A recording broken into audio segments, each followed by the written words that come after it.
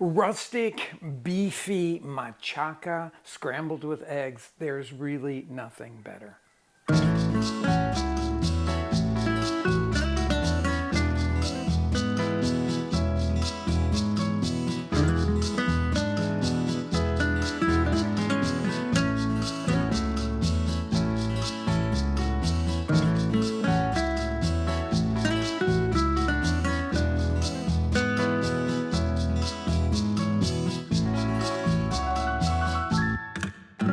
Welcome back to my kitchen. The next page in our taco manual takes us to machacado con huevo. Now, this is a dish from northern Mexico. Occasionally in the rest of Mexico you'll find it, but it really comes into its own up in the north, where there are lots of beef cattle and making of lots of beef jerky, because this is a shredded jerky and egg mixture that could just be eaten by itself, but my goodness, it makes such great tacos. So let's go through it, because let's just face it, beef jerky from the northern part of Mexico may seem like a really odd thing. So if you go to your Mexican grocery store, you might find the shredded stuff, but most likely you're going to find homemade beef jerky. And that's what I have here, coming from one of our local ones.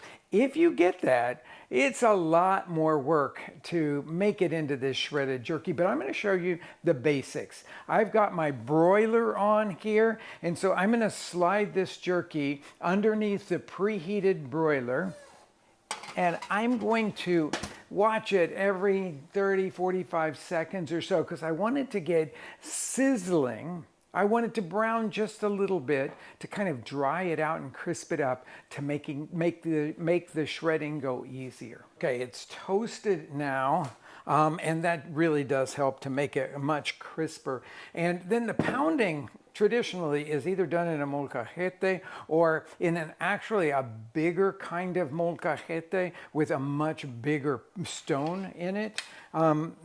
You'll see that this gets kind of tedious. You need about a cup full of this stuff to make enough for 4 servings. So this could take some time. I'm going to tear it up into smaller pieces here and then just use the pestle of this right down on it.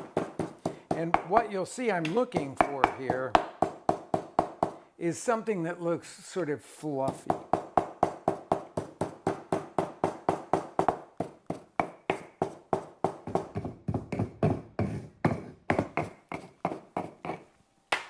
Okay, there I have it. So what I want you to see in here is what this texture, it's much lighter in color and kind of fluffy looking. Okay. That's what you do if you don't have access to actually having it already done for you. And of course, in Mexico, you can find it everywhere already done like that, really fluffy in texture. And the great thing is you can find it online in the US too. So you can just buy a package of this stuff. And it won't be as toasty as the other one is. Partly because this is done in a mill rather than pounding it in a molcajete. So we have to toast it for the first part of our recipe. So I'm going to take about a cupful of this here. See how easy that is?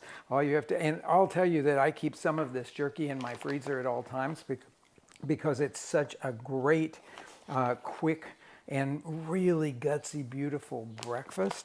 Okay, now that I've got my cup here, I am heating this pan over medium. It's a cast iron pan, so I'm going to give it a minute to get hot there. And then I've got to cut up all of these vegetables, classic vegetables, white onion, tomato, and green chili. And I'm going to cut them into small dice. I'm going to need about 2/3 of this onion here.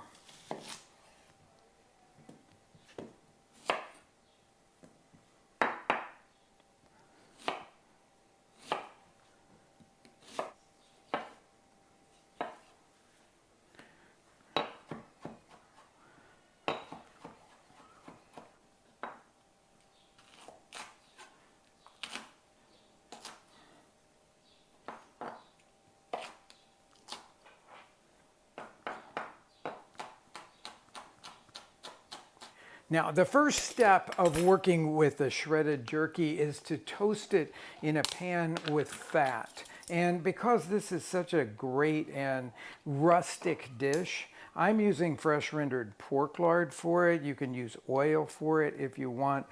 We need a fair amount of it here, about 3 tablespoons, and you'll see why in just a second. So I've got that there. This should be the good pork lard, not something that you buy in a little brick in the grocery store shelves. This one comes from a local butcher. Okay, so when that is completely, I'm going to turn it up just a little. I turned it down because I thought it might be getting too hot. We're going to take our cupful of the beef jerky that's shredded now, and we see just a hint of smoke coming off of that. It's all melted, and I'm going to put that in all at once. I like to do this toasting like this, stirring it constantly. Okay, and you'll see it sort of absorb all of the fat and then bubble up, and then it'll get this nice toasty smell to it.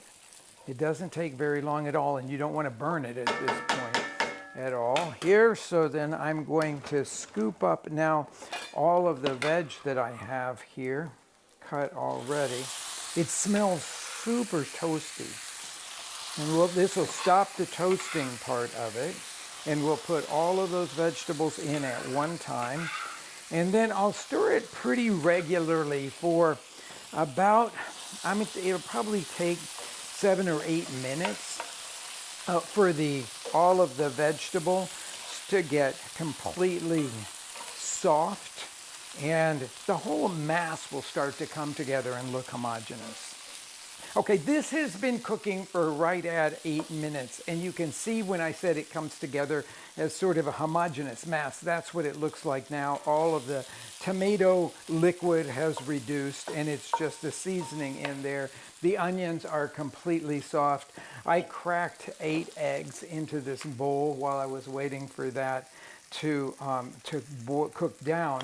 I'm going to salt them, but I'm going to salt them very lightly because remember, this is salted beef here. That's the way they dry it, is to first slice it thin, then salt it, and then all through northern Mexico you can just see it hanging out, air drying. Okay, so I'm going to give this a light whisk. I like it to not be completely mixed, whites and yolks. So we'll say that will go fine for that. And then I'm going to add it to the skillet here. Now, some people, and I should take this moment to say to you, some people would serve this just the way it is, not with the scrambled eggs, and you can feel free to do that as well. And then other people would look at this and go, that's not machaca at all, because machaca is made with boiled beef that's just shredded.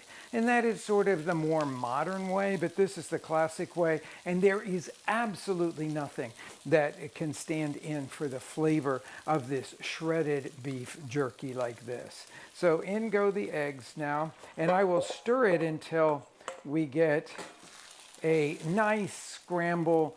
I like it sort of soft. You'll cook it to your own specifications. I'm working in a very well seasoned cast iron pan, but if you have a large or a very large non-stick, then you'll probably want to use that. I'm going to throw half of this cilantro that I chopped also while we were cooking down the machaca mixture. I'm going to put that in there, because that's just really delicious. I'm cooking all of this over medium heat, which is the way that I typically do it. There's so many arguments one way or another, high heat, low heat, medium heat for doing scrambled eggs, but this is a rich dish, so I can easily do this scrambling part of it over a medium heat. There's more to say about that, but we're almost ready here with this, so I'm not gonna go into it right now. This looks pretty soft to me right now, so I'm going to let it go for just a minute more here on the heat. And one of the things that people don't pay much attention to is carryover cooking. So I just turned this pan off. It's just a little soft for me right now, but I'm gonna let the pan, the heat of the pan, make this into the perfect stage of doneness for me. A couple tortillas are gonna go down here. It's often eaten with flour tortillas in the northern part of Mexico. Let's take a final look at this. That looks really beautiful here. I'm gonna give it a taste as well. That amount of salt was perfect. I love machacado con huevo with a little bit of avocado. So I sliced up some avocado here, and let me just finish this one off with a little more. I'm going to put a slice of avocado on each one of these tacos, like that. A little bit more cilantro. This is a spicy dish. I don't really find it much of a need for a salsa for it, but you can make your own choices here. I put out a bottle of Mexican hot sauce, and I think that that could be a really nice addition to it, but I put 2 serranos in here, and so it's already spicy. And so this is, like, to me, my breakfast of champions.